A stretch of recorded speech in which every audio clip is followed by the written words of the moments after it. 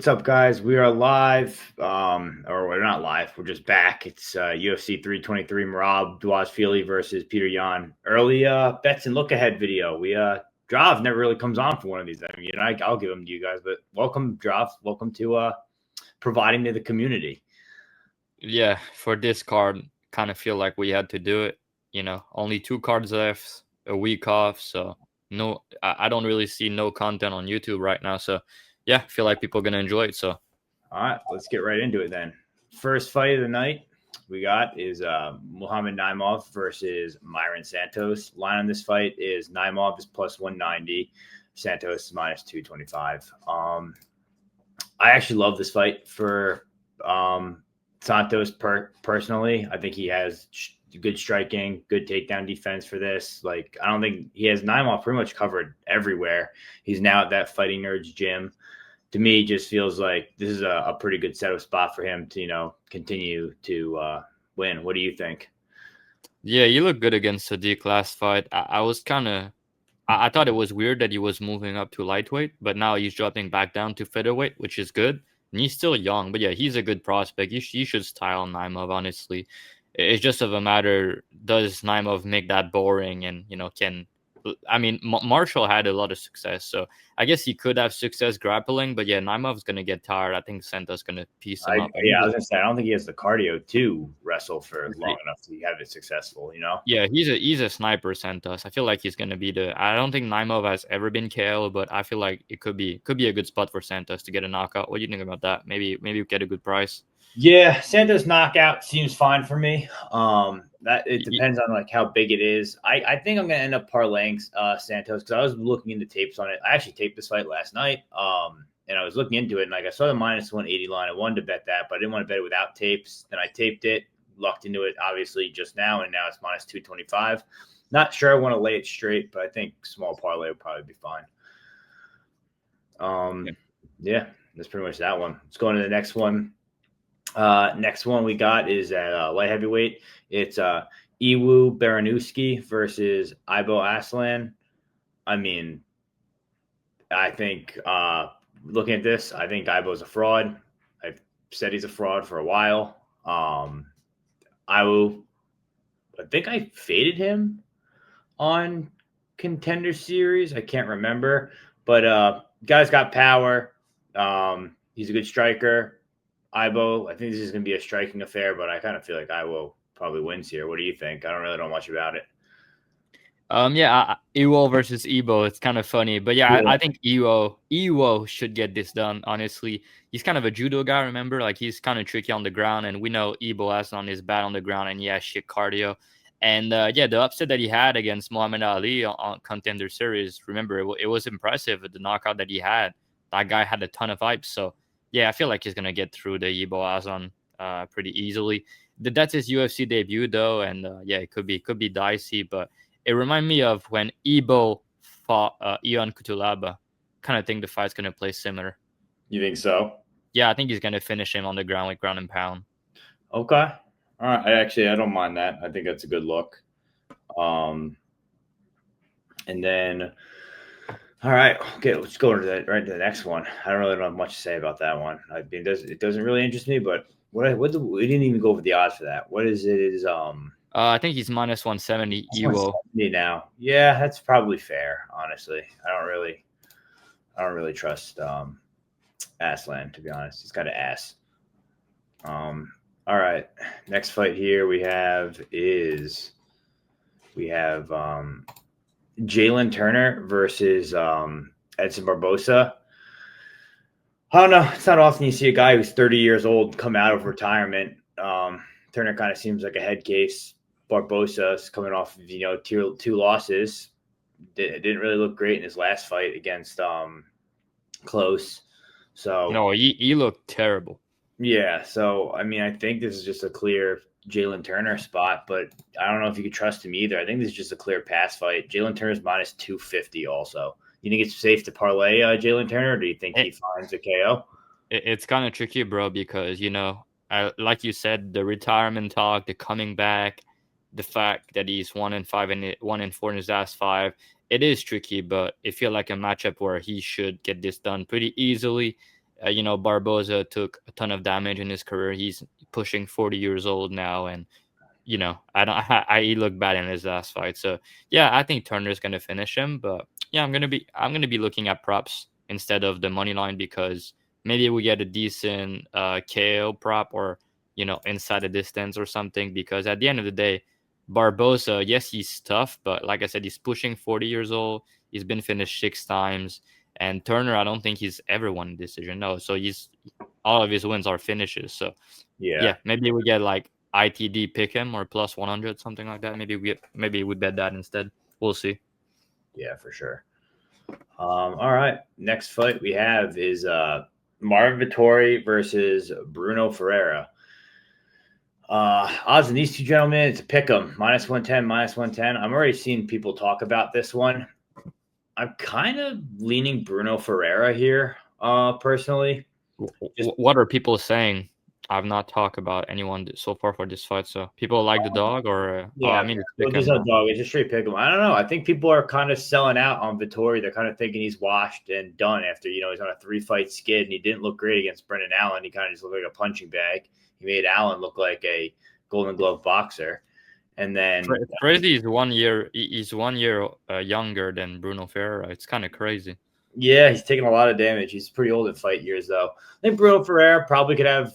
I mean, I don't even want to say grappling success. He's probably the better jiu-jitsu guy. I don't even think he takes place on the ground. Bruno is probably going to win moments just because he hits harder. Vettori probably has better pace, I guess, and volume. But even now, Vettori doesn't look like he used to. And we saw Jared Cannonier catching him pretty good and not be able to break his chin. Something tells me Bruno Ferreira could probably break his chin.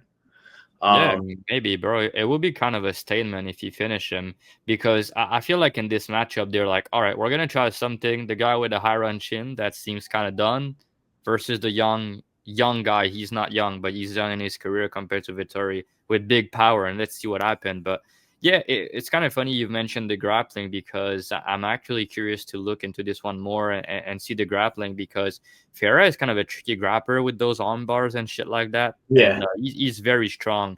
But normally Vettori, he's good on the ground and he's not easy to finish at all, as we've seen. But Cannonier took him down. Aden took him down. Hermansen back in the day took him down. So it's not like he's impossible to be taken down. And yeah, on the feet, like you said, I mean, Vettori is very, very hittable. I think Bruno's going to land big shots on him, but I could see Vettori just outpointing him and chilling, and that's also possible. And Vettori can probably take him down as well. Abus had a ton of success. Abus had a ton of success on the mat. So yeah, interesting fight. It's a pick 'em.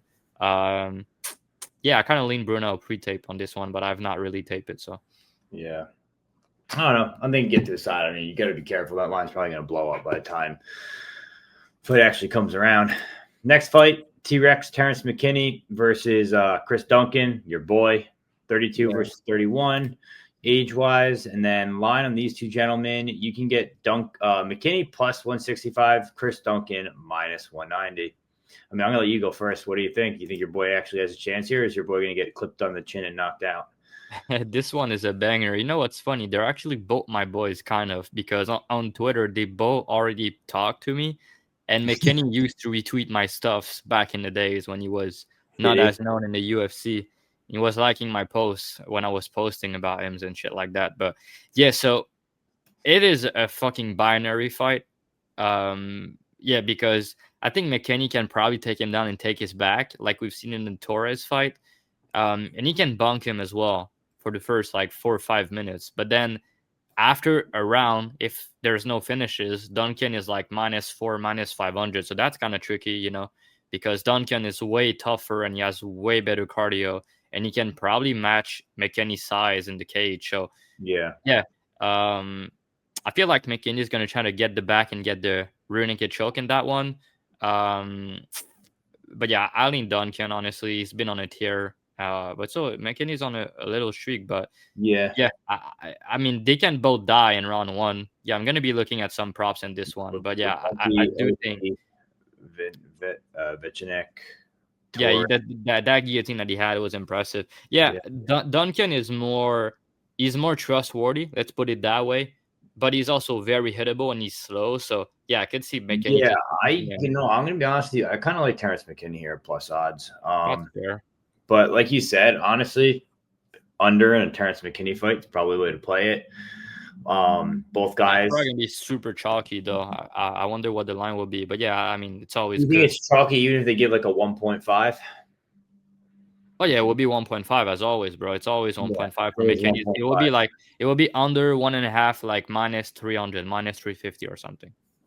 Yeah, I don't know. I feel like I've always stuck with that, whether it be a parlay or whatever it is. Yeah, for sure. It could be a good parlay piece, but yeah, that's kind of what I think. That's what I think of this fight. I think McKinney can sub him. I think McKinney can knock him out. I also think Duncan can knock him out and sub him. So it's like, yeah, I don't know. Imagine the scene if this fight go the distance. Yeah, right. It would be a war. But I mean, if it does, there's no way. There's no way. Like if it goes in round 2 and 3, Duncan's gonna break him bad. There's no way. Yeah, he might get tired. I feel like don't go the distance is minus 1,000. Honestly, like the only way it goes if McKinney take the back for 2 rounds and kind of carry him, which is possible, but like I don't think it's. I don't think it's even then. Like even if he try to take his back at some point, Duncan's gonna reverse him and up on top or catch his neck or I don't know, man. Yeah.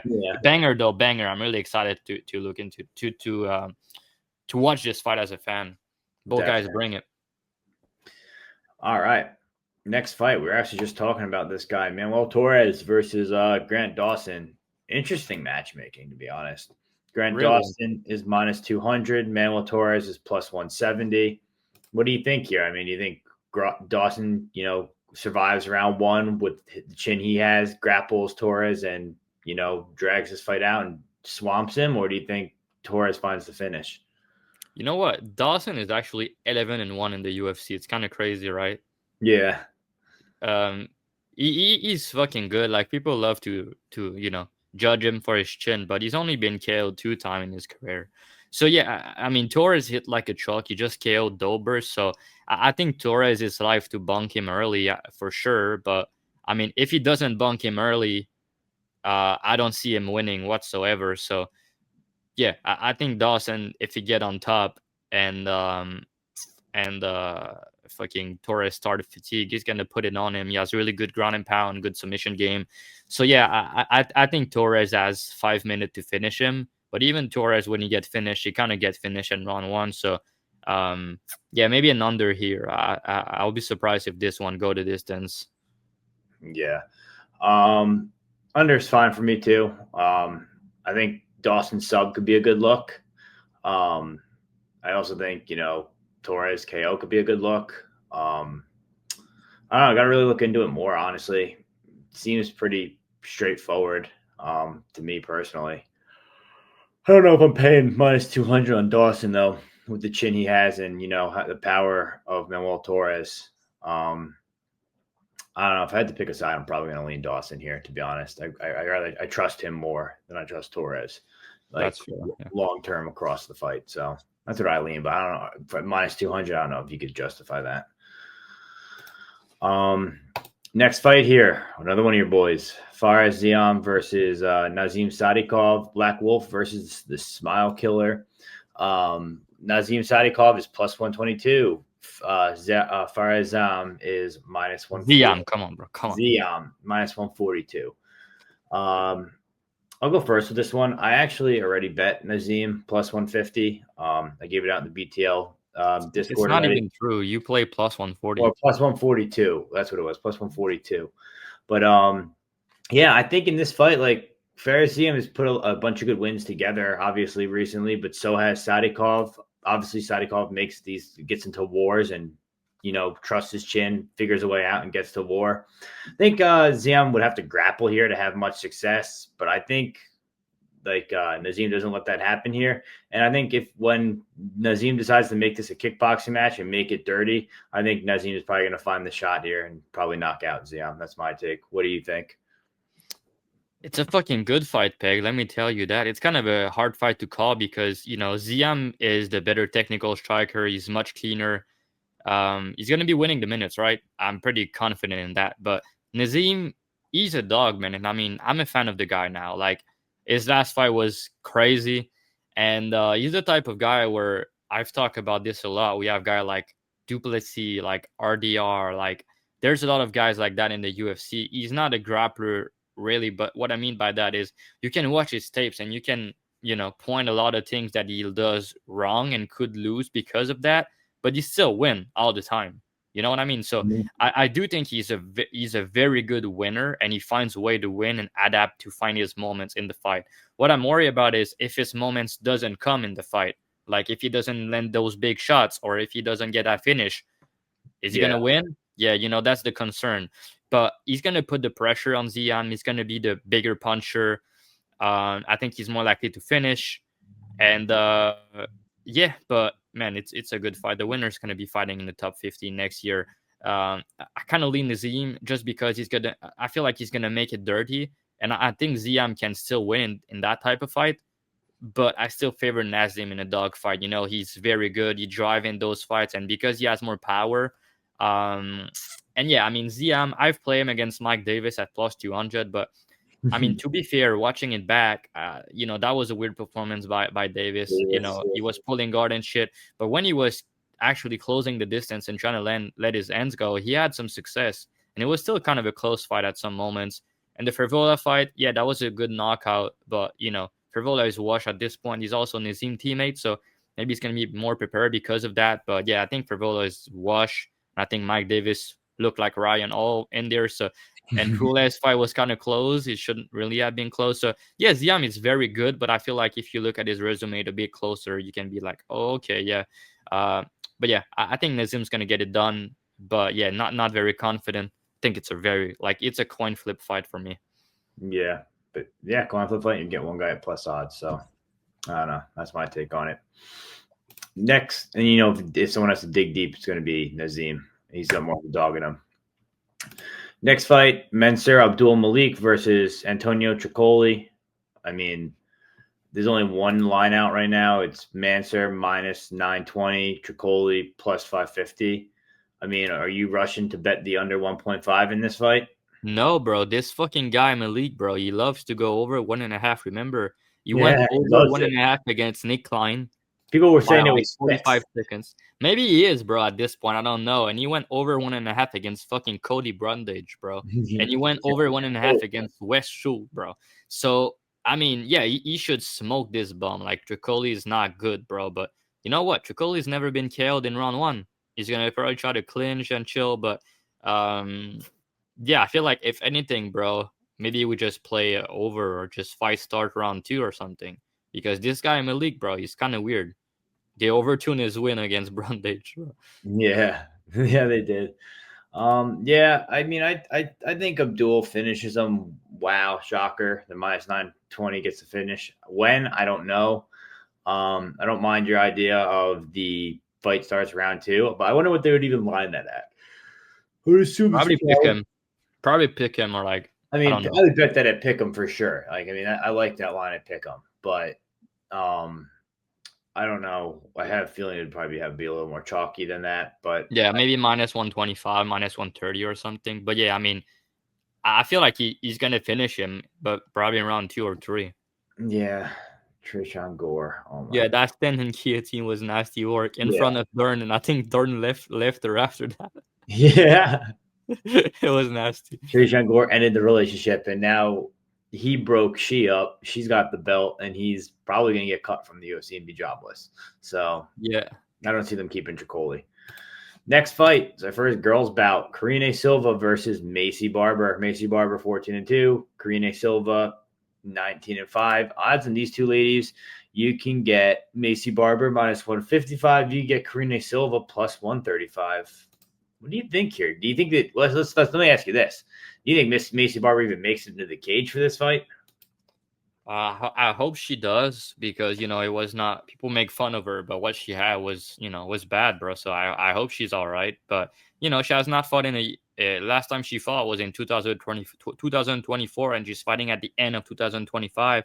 So not great on that end. Karine Silva has been active. Yeah, so I mean, if Key was here, you would trash talk about Karine Silva cardio and how flaky she is. But at the end of the day, she's a really good grappler. She hit hard. She knows how to win.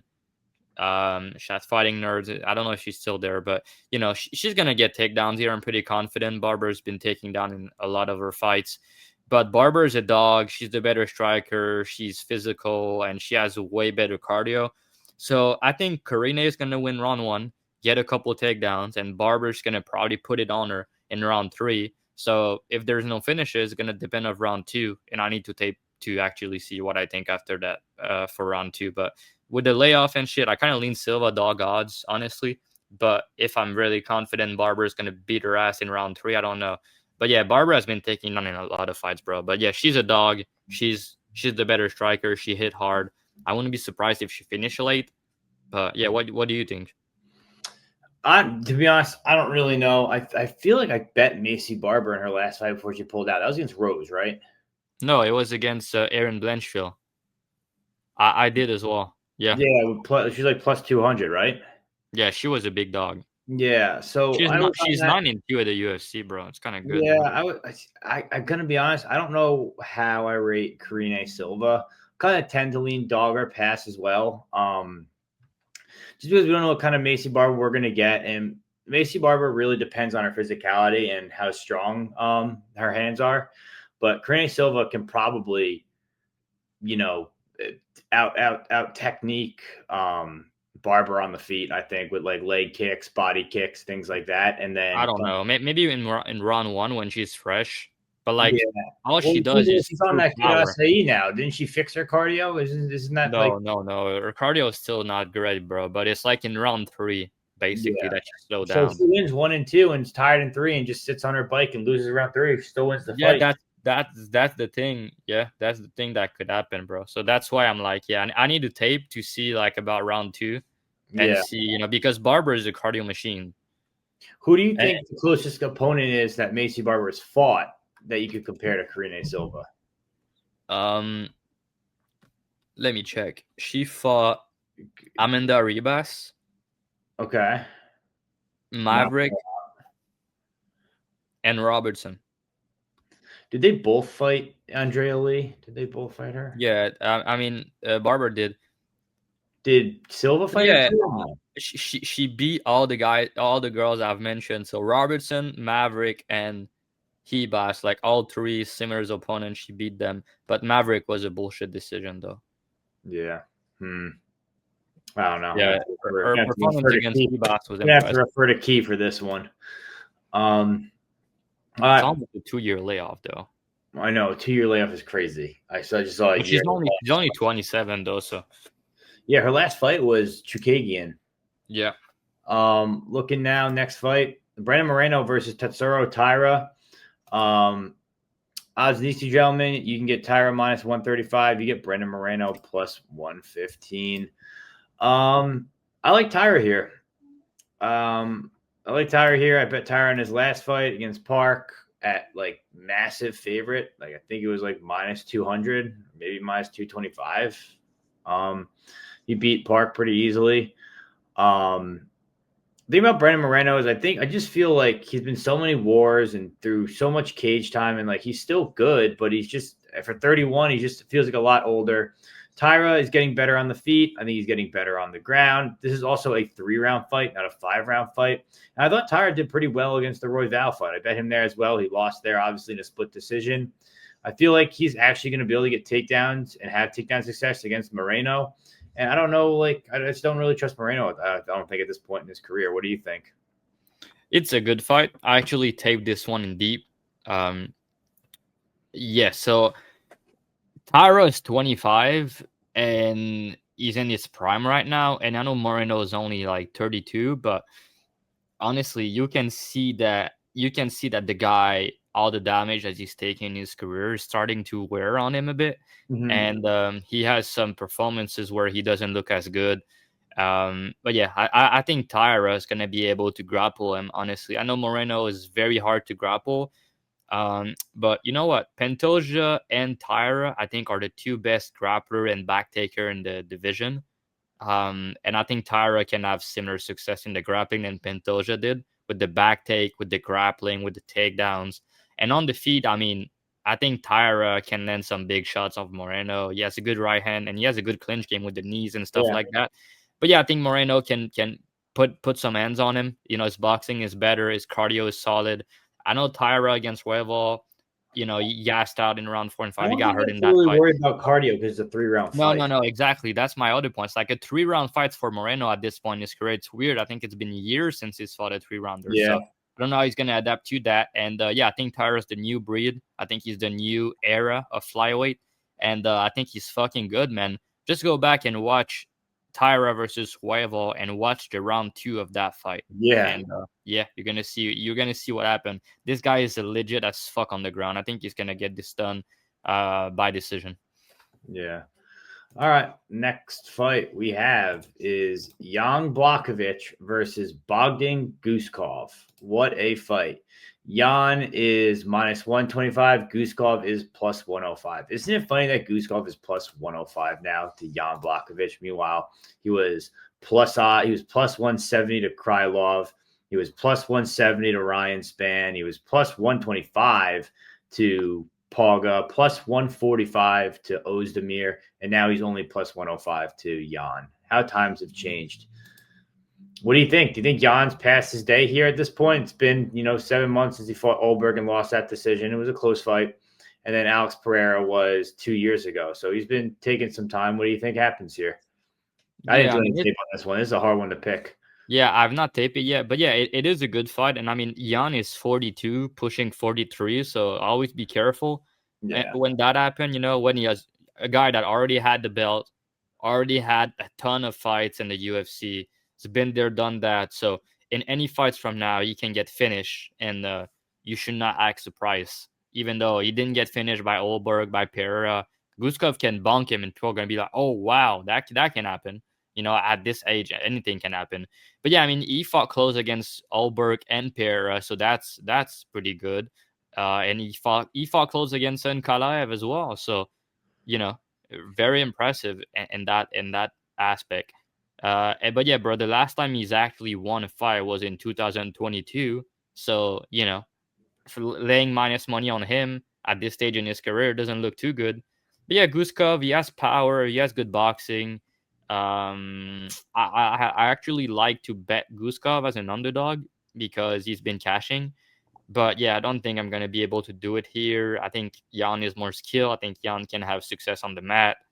But yeah, we'll see. I'm going to look more into this one. I kind of think Jan's going to win, but last win in 2022 and pushing 43 years old against a young guy with a ton of momentum, a lot of KOs, power. So I don't know, man. Yeah. I don't know. I probably lean Guskov here. He's on a hot streak. He's on the way up. Jan's on the way down. Pretty straightforward for me. I don't know. Fair. Yeah. Next fight, Henry Cejudo versus Peyton Talbot. I mean, holy shit, what a fight. Obviously, people are going to look at this. I'm interested that the line is what it is, right? When we look at it, the line is Talbot minus 270, Cejudo plus 230. Meanwhile, we just watched Raoni Barcelos grapple Peyton Talbot for 15 minutes, and now he's fighting, Triple C, one of the best decorated wrestlers, and he's this big of a favorite. That being said, I think Henry Cejudo is so done with this. He's got his podcast. He's got so much stuff going on. He's just old. This is his last fight, supposedly. So I don't know. I think Peyton Talbot is the new age, the younger guy. I think he outstrikes Henry Cejudo. I think he honestly knocks Henry Cejudo out with the knee. What do you think? Yeah. I mean, like you said, Henry Cejudo at this point isn't, he's not really, his head is not really in the game anymore. And, Talbot, he had that loss against Barcelos, but looked like he took that well and came back and looked great in his last fight. So yeah, Talbot should get this done. Better striker, more power, younger. Yeah, I actually think his takedown defense is okay. But Cejudo can maybe take him down, but then what? Is he gonna control him? I don't think so. Is he gonna submit him? I'm pretty confident he won't. Is he gonna knock him out? No. Talbot's very durable. So yeah, I mean, at this point, Cejudo's 38 years old, is fighting a young guy who's bigger than him, who's more dangerous than him, and who wants it more than him. So I feel like Talbot's gonna win this. I don't want to lay the price because I could see Cejudo making it close, but I feel like at some point Talbot's gonna probably knock him out, man. Yeah, I think so too. All right. Next fight is a title bout. It's on Alexandre Pantoja versus Joshua Van. I mean, Josh Van's finally getting his title shot. We've kind of rode that ride all the way up there with him. I think you and I both. This is a great fight, a great way to end the year. And I have a max bet, and it is on Alexander Pantoja. And the reason why is, yes, the grappling levels is going to be way different. I think Josh Van's BJJ IQ is very low, going for heel hooks. The stuff he does on the ground is weird.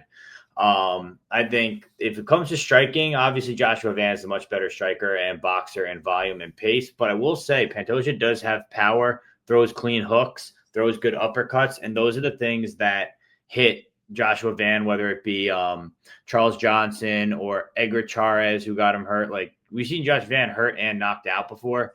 Pantoja can also knock him out. But I do think that if Pantoja gets Josh Van down, gets his back, something like that, that fight's probably over. So I just think it's like a massive grappling upside, massive experience upside. Pantoja hasn't given us any reason to tell us he's slowing down. He's honestly, if you go on his Instagram, you saw the least most recent post he put up. He's in the best shape ever. How that's possible? ATT in Miami? I don't know, but he is shredded. And I played it at minus 190, 210. I'd go down to like 3 units there, not 5. But 225. But it's still, for me, I think Pantoja wins this fight. I think we have Ann still, and then Josh is young, dude. He's 24 years old. He'll be a champ someday. I really do think he will, but I just don't think it'll be on the 6th of December. What do you think? Great fight. I can't wait for this one. It's a really, really good one. Yeah, very binary because, I actually think Van takedown defense got a lot better. Pretty good. Good get-up game as well. What I'm worried about is I think Pantoja, he needs to take the back, I think, here in the grappling to have a lot of success. But he's always getting the back because he's elite in that position. He's elite at getting that position.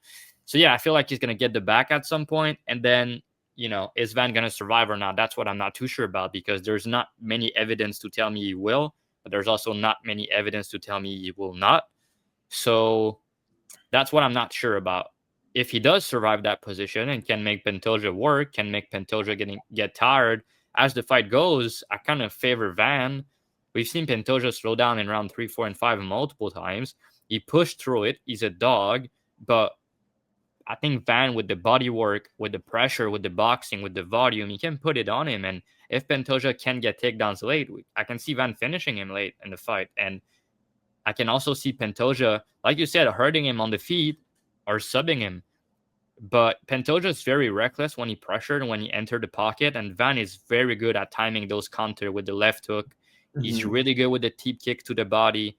Really good with the boxing, obviously. And he has put on 200 significant strike in 3-rounders before. So I feel like it's dog or pass. He's only 24 years old. Pantoja, he took a lot of damage in his career. He's getting older. He's 35, but he's great, man. He's very hard to bet against. But, if one guys were to beat him, I feel like Van could be one of them. So it is dog or pass for me. But for a pick, I'm going to go Pantoja. I think he has more ways to win the fight.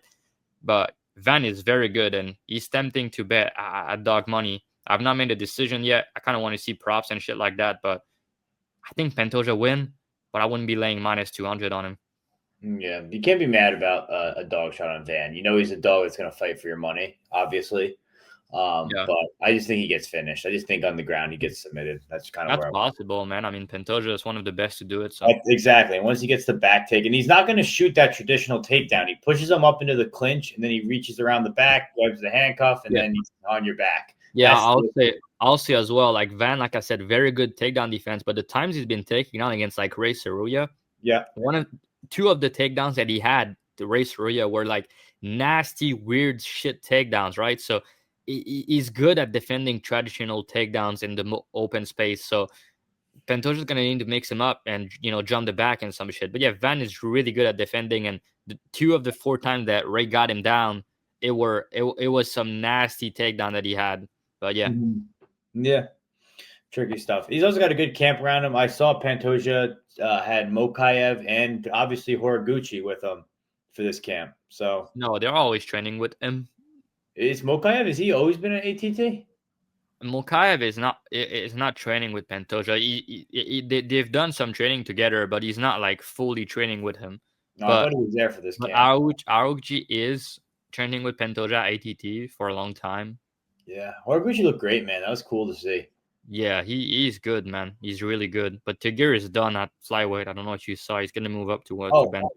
I mean, I think he needs to leave in Yeah, general. Islam said the weight cut is killing him. That Yeah. So I saw he wanted to like throw in the towel. Yeah, exactly. So, but Aoguchi looked amazing, so I don't want to yeah, take he that did. away Dude, from he's him. good, man. He's good. He's still got it, and he's so little. He's so little in there. He's so fast, bro. I know. I saw someone posted like he looked like Flash in there. Yeah, it In was and cool. out, bang bang. Yeah, it was cool to see. He fucking finish him as well. Like the gear's never been finished.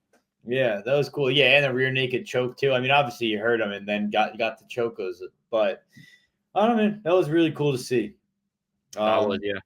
All right, main event time. Merab Dvalishvili versus Petr Yan. Petr Yan is 32. Merab is 34. Odds on these two gentlemen, you have Petr Yan plus 385. You have Merab minus 500. First time these guys fought, Yan was supposedly injured, and Merab scored 45 takedowns, 42 takedowns. No. He attempted. He attempted. Yeah, he got 11 takedowns. He got 11 takedowns. He shot 44 times. Do you think this fight goes similar? Because I'll be honest with you, I bet Petr Yan in the first matchup. I'm probably going to bet him again at plus 400. I don't see how you can. Crazy, bro. Crazy line. I've been losing some money trying to fade Merab, bro. I know. I mean, I've been on Merab. I've been off Merab. So like, I'm not totally upset to that extent. I mean, I've not lost a lot because when I try to bet against him, I never bet too big because I know, how good he is and stuff like that. But yes, so the first fight, they were actually both injured going in. But you can see, you're gonna see on rewatch, but pay attention about Jan right hand in that fight. He couldn't base out, right? He actually threw his right hand, I think, less than 10 times in the fight, over 25 minutes. Merab looked amazing on the feet. He beat up his left leg, his front leg, and he had a lot of success with the boxing. But Yandin did very good defending the takedowns. Merab could not control him for long periods of time. And yes, he got 11 takedowns, but I think Yan defended like 33, 30 or something. So I mean, Yan, he's a tricky matchup for Merab in a way because he's a good wrestler. He has good cardio. He's very durable. So you're like, Merab is not going to finish him. I don't think he's going to have an easy time taking him down. He's not going to control him. And now on the feet, I mean, Yan is the better technical striker, but Merab's striking has got a lot better and he has momentum. But Yan has put on, he just put 3 fights win streak now. So he's kind of back. He's 2 years younger, former champion.